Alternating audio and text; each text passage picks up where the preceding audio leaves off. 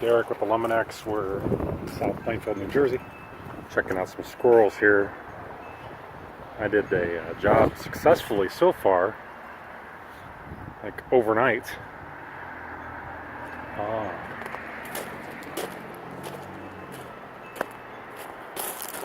Just checking up here, make sure my repair is good.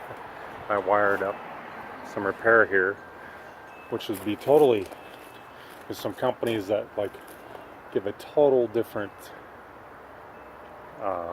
way of doing the exclusion for squirrels, and I keep mine simple because it fits like all kinds of house types, where some more advanced pest proofing methods won't work in a house with slate roof. But I'm looking at the squirrel. She reported like something got caught in my rodent station, and the squirrels have been messing around with it, trying to get into it. So there's something in there. I don't see anything. I don't see any creatures in there. I guess they're trying to get to the food that was in there. I had nuts, but I'm here to take this away. Yeah, the squirrels got in there to get the peanuts out of there. So I'm going to remove this. It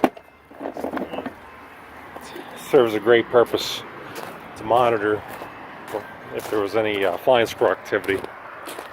I put something in there that only flying squirrels can get into, but it looks like the eastern grays were able to squeeze in there, because it was reported that they were messing around with that trap. I had a flying squirrel caught in this leader a couple days ago. After I did the exclusion, the flying squirrels couldn't get back in. I guess they were able to squeeze out the way I did it, and they couldn't get back into the roof from the drip edge. It's all wired up right now, and then later I'm going to foam it so there won't be any drafts or any heat or any odor leaks attracting more animals. And it was, so I guess when in the middle of the night it was trying to get back in, and then it fell down this gutter and it was trapped in the gutter. So I had to take the gutter, take it apart, and rescue 2 flying squirrels that were in there. I was able to get them out by hand because they couldn't climb up. I'm going to see if I can find out what these guys are doing. Here's another rodent station from another company. They're doing the pest control part of it. They're under contract. I was hoping maybe I could get the agreement, but they're already under contract.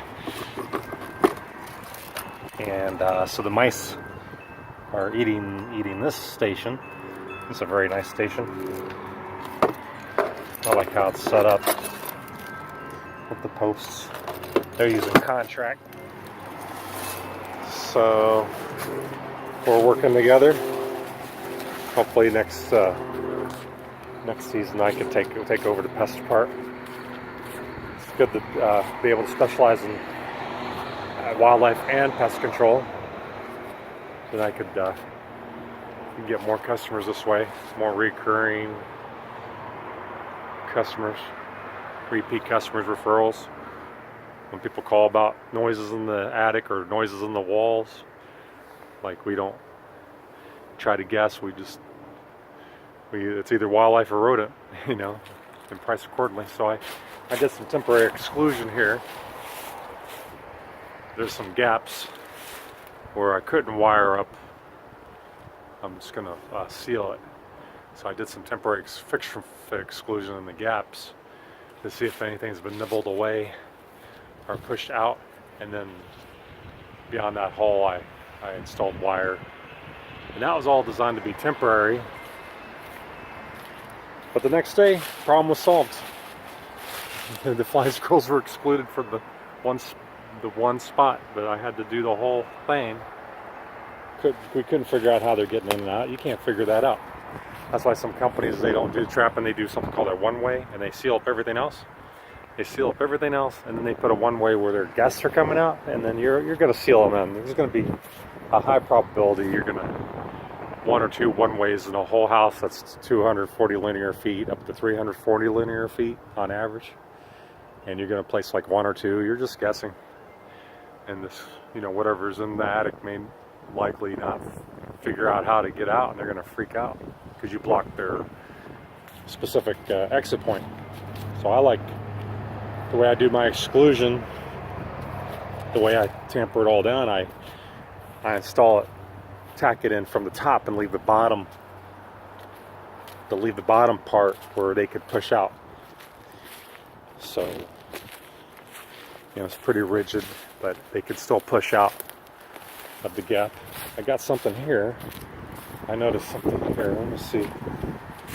Oh, the material's still in there. That's very good news. She said she was hearing noise every night for 2 months. Every night. She finally got a hold of me, and I couldn't really convince her what was going on, but I told her what my game plan was and how long it may take. And we even did traps inside the house. And once I did this exclusion to monitor the activity, the problem was solved like overnight. This is 1 out of 10 we get this lucky. Up there, that louver up there, that's got to be wired off for the season. That fan's not being used right now, so it's a good time, especially when there's a threat, to wire that off, and then in the spring mounts a shroud on it, so it'll allow movement for the louvers to open up. And over here, should like exclude that as well.